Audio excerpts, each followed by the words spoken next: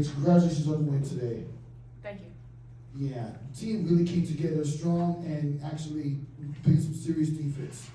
What you think about that, and how much of an honor is it to play the Women's Champions Classic? Yeah, I thought we played a really good team game. I thought we executed our game plan and our scout very well, and we tried to limit their what they wanted to do, make them uncomfortable, get in the passing lanes, deny stuff, deny their actions. I thought we did a good job on defense.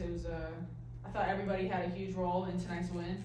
And it's amazing just to play here in such a huge showcase with great teams around us in Barclays. It was a great atmosphere tonight, so it was an honor to play in here. And a question for Sarah, if I could, you managed to carry the team, led the team with 21 points, and the bench really contributed as well to this route. Like, what are your overall thoughts of the team's performance? Oh yeah, I think we did really great. We communicated well and did what the coaches told us to do, and just played great team ball. Right over here. When AZ goes down on the floor, just what is going through? Is there that slight, your heart skips a beat a little bit or something, or in the third quarter? Yeah, obviously as a teammate, we all love each other. We all want the best for each other, and especially when she has the injury history that she does.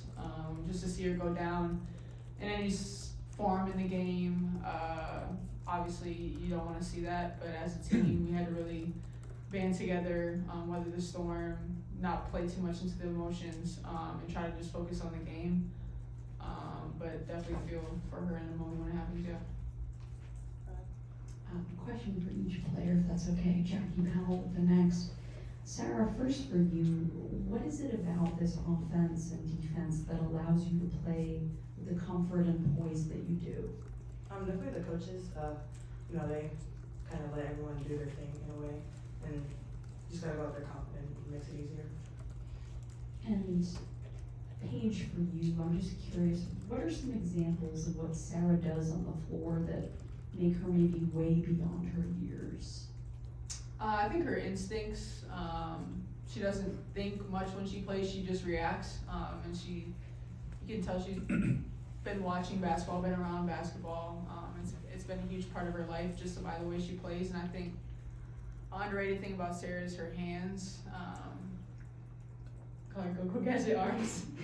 Just throw the ball, whatever the ball comes off the rim, it can be 5 feet away, she just grabs it and gets it.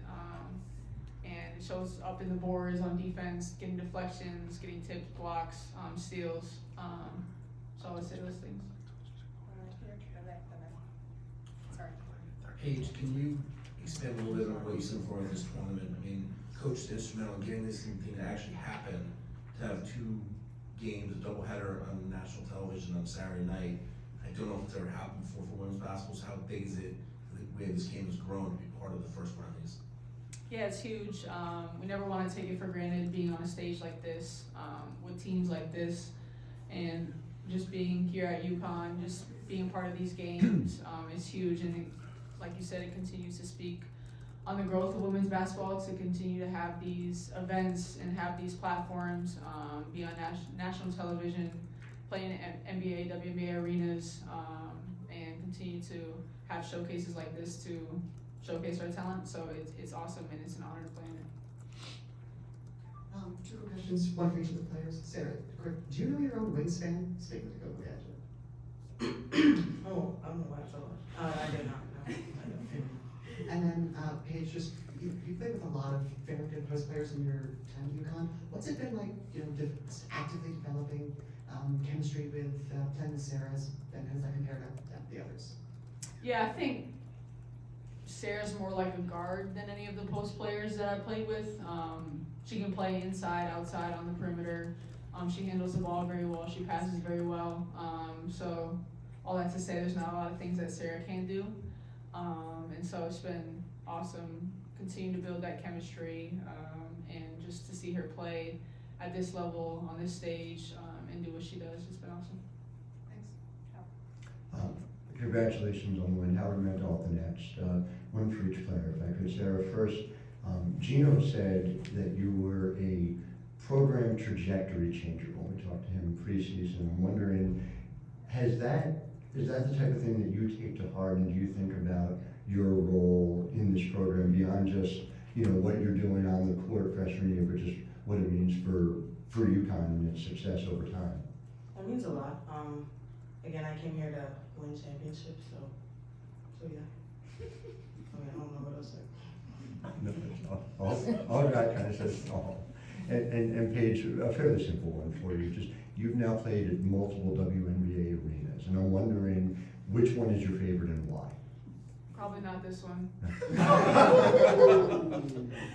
No, nothing personal, just didn't shoot well, obviously. I don't know, where else do we play?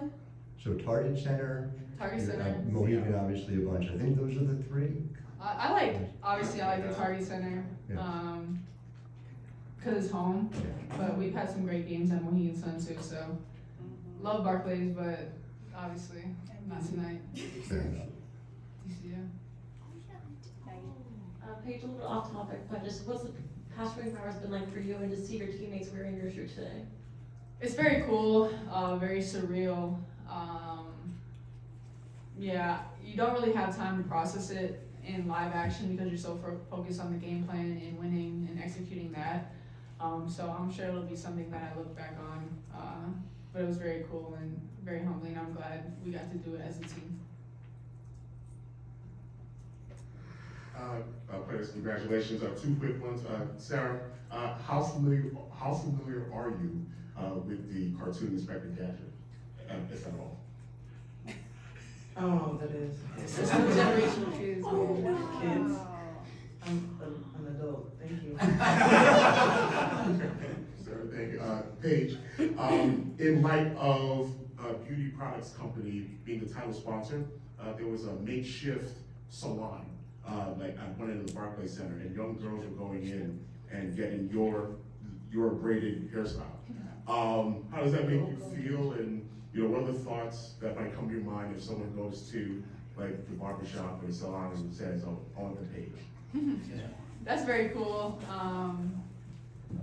Yeah, like I said before, it's pretty surreal just to have that and have younger kids look up to me and just like. Not happy with it. She just saw a picture of Go Gadget. She's not happy with you right now. But yeah, I really love it. It's very humbling. Like I said, it motivates me to continue to keep working, keep being a great role model, and very grateful for that.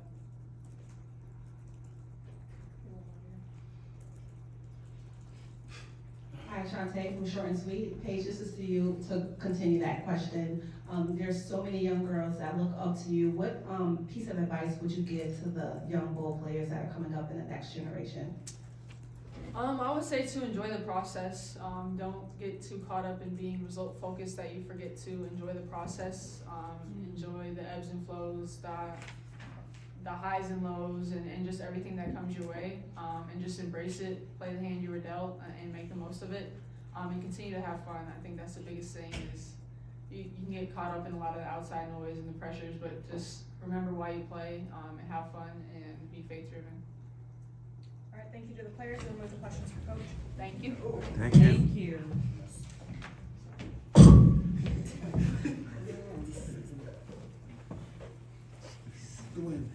Glad you've seen Inspector Gadget. You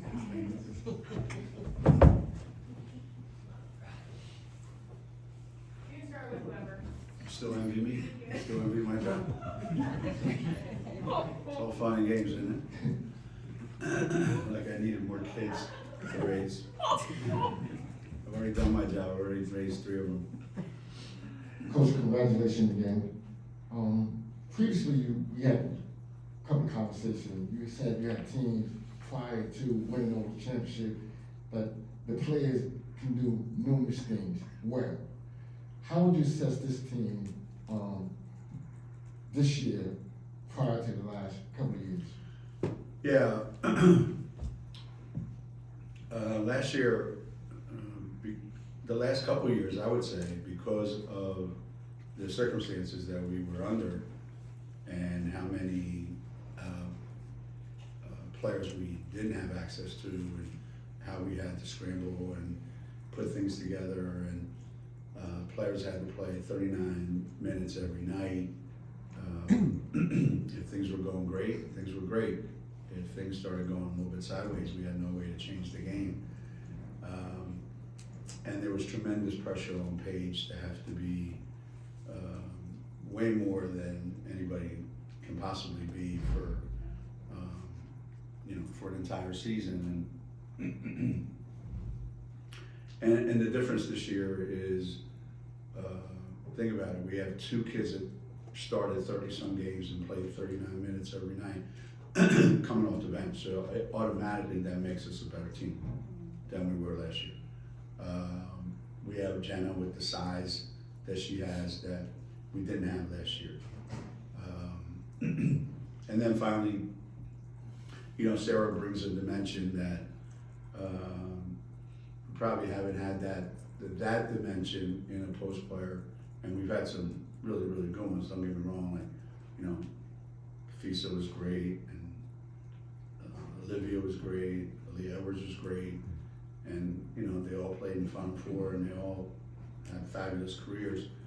But I don't know that anyone has had the offensive skill set that Sarah has since Stewie was here.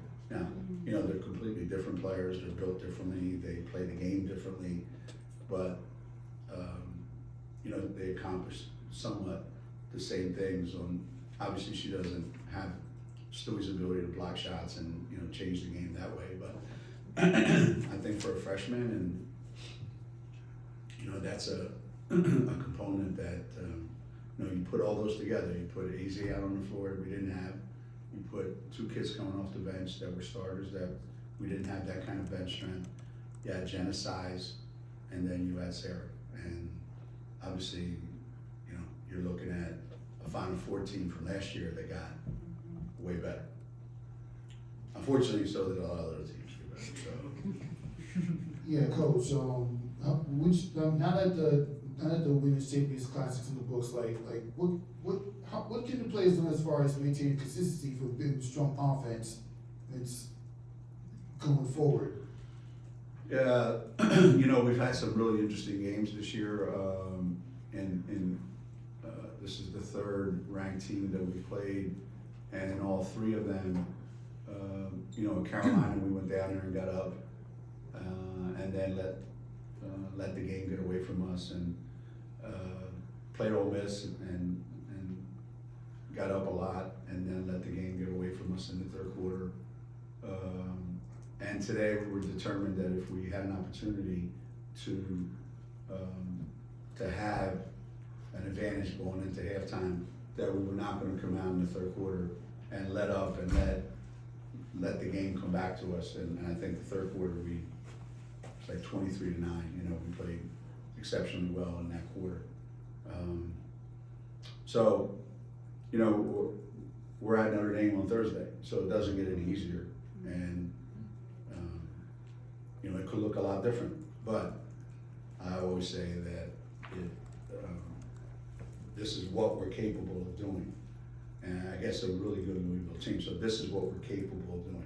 Doesn't mean we're going to be able to do that every night, but we know that this is in the picture for us. Last year, we weren't sure whether or not we could do this or sustain it. Let's put it that way. Geno, congrats on the win. To address something that I asked Sarah about, and something that Jeff said, you have on your scouting report for Louisville, what do you say? Our number 1 is to try to stop Paige. Our number 2 is to try and stop AZ.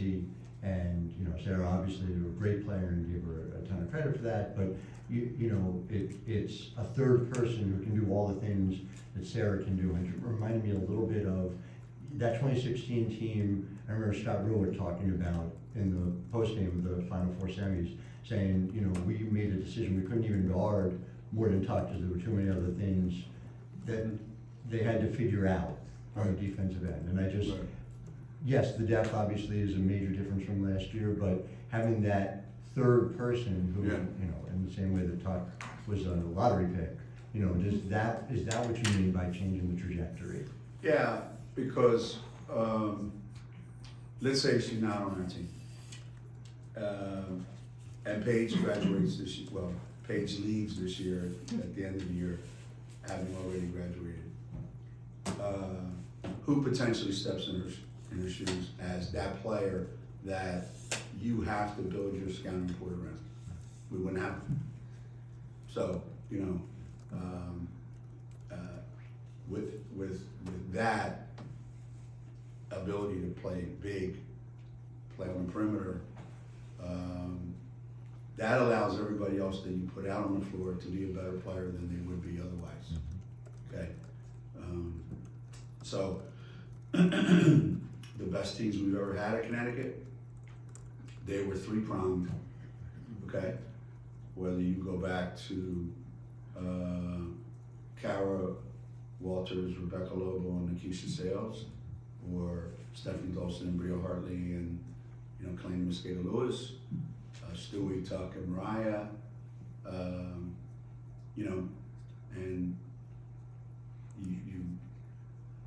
you get to that level, and one of the best ever was Renee, Maya, and Tina. And people would ask me, like, what makes this team so special? I said, well, we have the absolute best point guard, we have the absolute best center, and then we have the best player in the country. So when you can come at people with those three things, then you have a chance to win every single game you play. And we're fortunate that we have, something like that. We won't know till later on whether it's the equivalent of that, but we've got something like that going for us right now.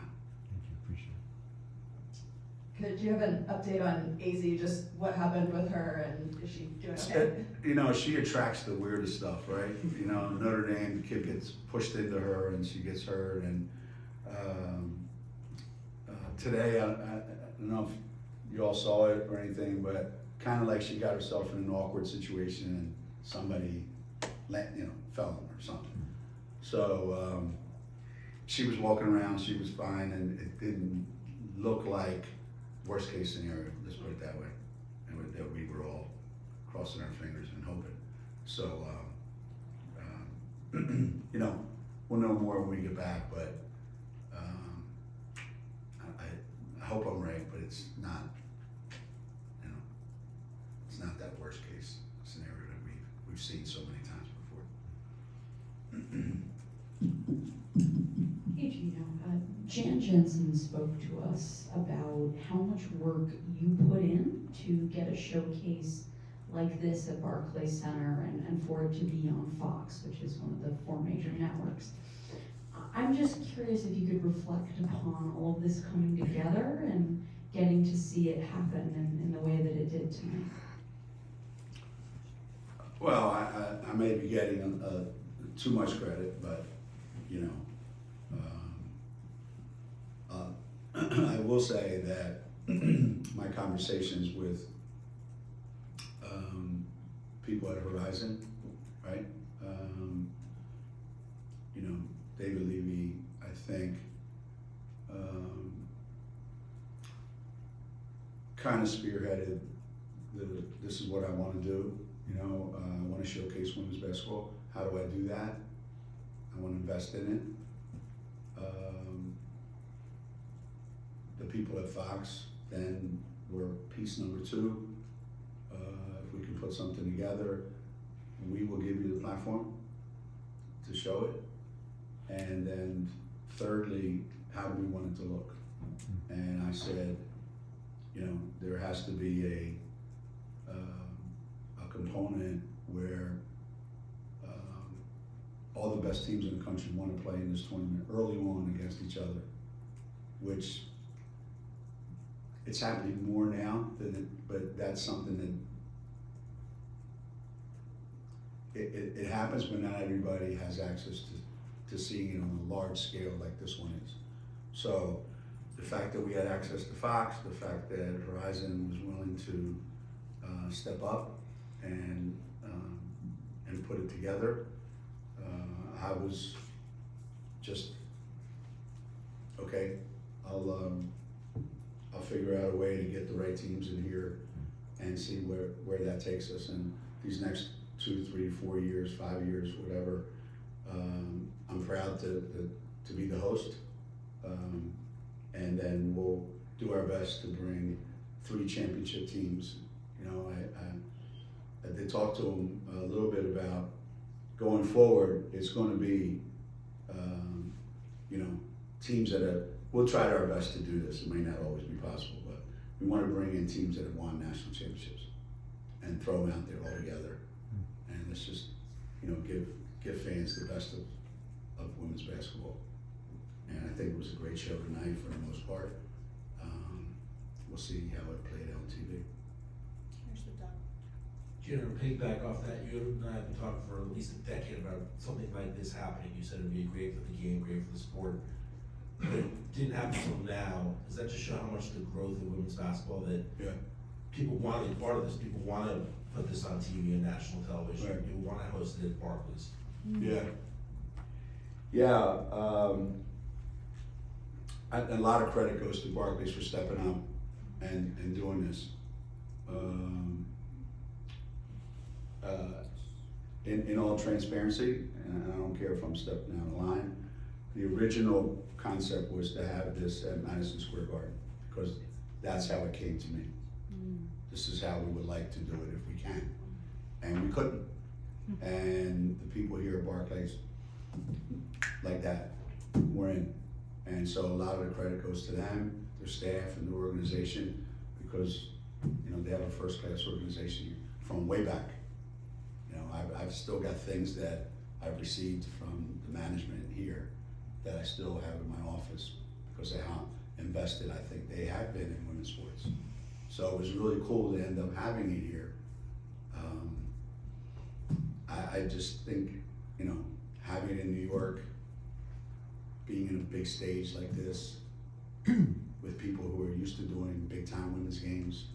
So it wasn't like an afterthought, yeah, let's throw a women's game out here. These people are, you know, very, very, very, very good at that. And they have the best women's basketball team in the world, other than the Olympic team. I mean, they've got that team. So we're better than to showcase the very first one. And, you know, let's just try to keep it growing from here. See what happens. But yeah, we needed this. We needed this because it right now is the time when people are looking for ways to invest in women's sports and women's basketball in particular. Yeah. So we just have to give them things to invest in, and then deliver great performances.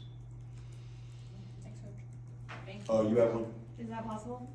Just really quick, you probably know better than anyone what it takes. You know, championships isn't just about skill, it's about luck, it's about staying healthy, it's about all those types of things. Having been a part of so many championship teams over the years, does this feel like, does this have like the makings to be a championship team, that brewing? Ugh. You know, You're wishing you left. There have been times in the past when I would look at my team and I would look at all the pieces of it and I would look at, do we have enough experience? Do we have enough talent at every position? Do we have enough quality depth? And do we have the toughness? You know, and I would secretly to myself and my staff, I would go, you know, if everything goes right and we can keep everybody together, I think we have a chance, great chance to win a national championship. Some years there's, you know, I think we have something that we can build on. Let's see what happens, because we're missing some pieces. We're missing some things that you need. Like Hank Stram said one time years ago to win the Super Bowl, he says, in order to win it all, you have to have it all. Okay? And those years we had it all. I don't know yet if we have it all. We got a lot, but I'm not sure we have it all. But then I don't know who does either. So, you know, it's why it's going to be a great year. And I think whoever stays healthy, whoever gets better every day, and as long as we're in the mix, right? As long as people go, hey, I think UConn has a chance, then you know what? That's all you can ask for at this point.